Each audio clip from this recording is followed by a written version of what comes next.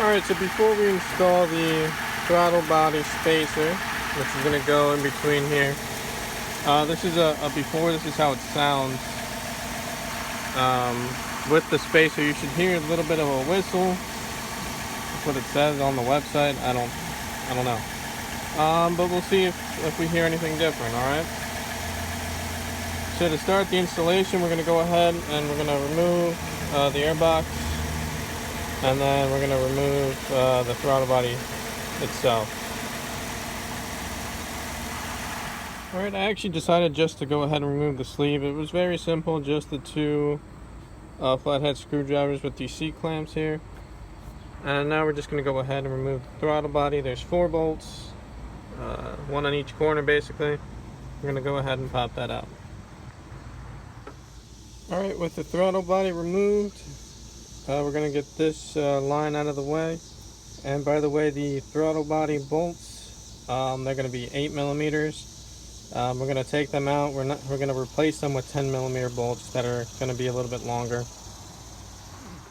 Alright, with everything removed and out of the way, now we can start the install. So what's going to go in first is the throttle body spacer. This is the throttle body side. The blank side is going to go towards the manifold, and it's going to go like so. We're going to put the gasket in between the throttle body and the throttle body spacer then. Alright, and I just wanted to show you guys, this is the old throttle body bolt here. As you can see, it's a lot shorter than the new one that's applied in this kit. So now we're just going to go ahead and install our new 10 millimeter bolts with our new washers into the throttle body to hold the spacer. Alright, so I went ahead and replaced the factory piece of hose with the aftermarket piece of hose that came in the kit, and I switched out the old spring clamps for their spring clamps here. We'll see how good they are. Now to torque this down, you want to go in an X pattern. I started from this corner, worked my way to the other corner, then went back up and then down. You're going to do this and do it to factory spec. Now I'm just going to go ahead and reinsert the sleeve here, the tube, and we'll start it up. Alright, everything's back together. I'm just going to mention one thing. I believe if you have a GT or maybe a bigger throttle body, you might have a different line here. It might be a 2-piece. I believe this is actually the 3-piece here. The 2-piece, you're going to have to take the piece out of this anchor point here so that it remains open. But other than that, the install should be same for everybody else who does this with a V6 or a GT. That being said, you also do get a cool little sticker. The sticker alone adds 20 horsepower. Just kidding. Let's give her a crank and see what happens.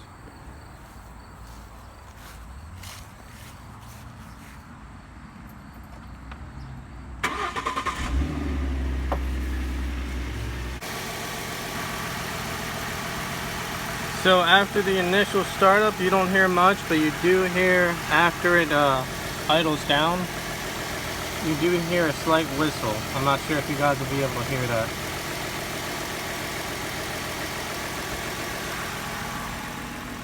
But just for, I guess, educational purposes, right now I'm at,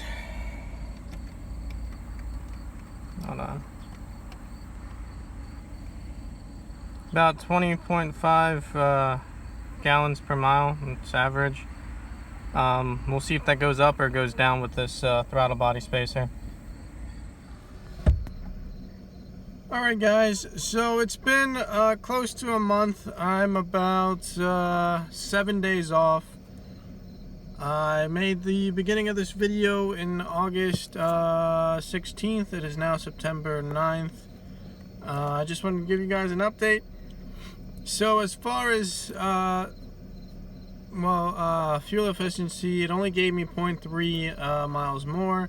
If you notice in the beginning of the video, I showed you guys the average mileage per gallon was about 20.5, and after a month of driving I got 20.8. If you're playing the short game with the throttle body spacer, it's not really worth it, but again, if you look at it from the big picture perspective, or the long end game, 0.3 additional miles per gallon does add up after a long time. But other than that, you can slightly feel some low-end torque. It's not very noticeable, but it is slightly noticeable, I would say. Either that or it's a placebo effect. But I would say you can slightly feel it.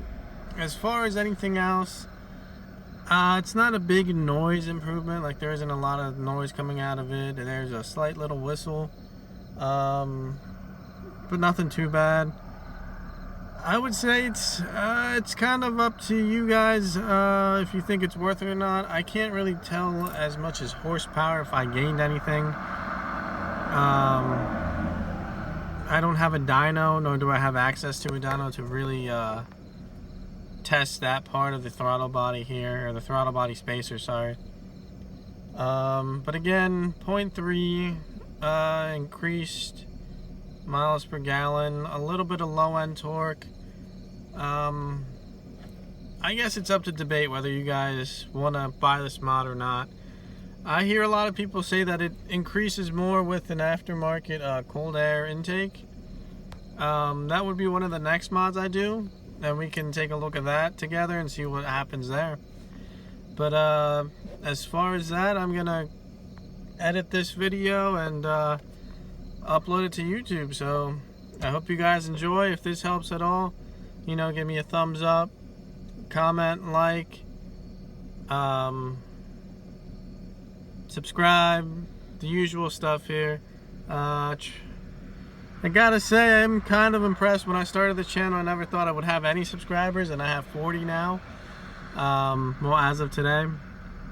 So yeah, definitely guys, you know, smash that like button, subscribe, share, get everyone you know watching this.